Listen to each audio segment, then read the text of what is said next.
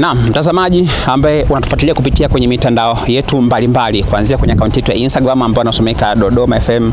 Radio, lakini pia akaunti yetu ya YouTube, ni kwamba sasa hivi tupo katika eneo la Itega ambapo ni nyumbani kwa marehemu Mheshimiwa Jenista Mhagama kwenye makazi yake, na kinachoendelea sasa hivi ni maombolezo, huku pia viongozi mbalimbali wa kiserikali na viongozi wengine wa kisiasa pia wakiwa wanawasili katika eneo hili hapa kwa ajili ya kuhakikisha kwamba wanakuja kuwafariji wafiwa katika eneo hili. Lakini kinachosubiriwa kwa sasa hivi ni kuwasili kwa mwili wa marehemu Jenista Mhagama, na kwa mujibu wa ratiba inaonyesha kwamba mwili utawasili katika eneo hili hapa kuanzia muda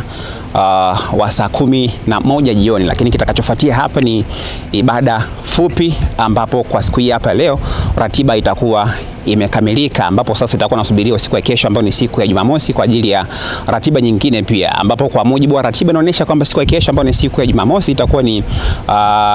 mwili kupelekwa katika kanisa la Katoliki ambalo ni katika kiwanja cha Kendege, na ndipo ambapo ratiba zingine pia zitakuwa zinaendelea katika eneo hilo. Sisi tupo hapa kwa ajili ya kuhakikisha kwamba tunakupa kila taarifa ambayo inakuwa inajiri hapa, na kama ambavyo umekuwa ukiona viongozi mbalimbali wamekuwa wakiwasili katika eneo hili hapa, akiwemo mheshimiwa meya wa jiji la Dodoma na viongozi wengine pia ambao wamekuwa wakiwasili katika eneo hili hapa wa kiserikali. Sisi tutakuwa tunakupa update kila ambacho kitakuwa kinajiri katika eneo hili hapa. Mimi naitwa Bernard, nipo na director Noah ya kamera. Yote kwa yote ni kuhakikisha kwamba tunakupa kila na kila kitu ambacho kinajiri katika eneo hili hapa.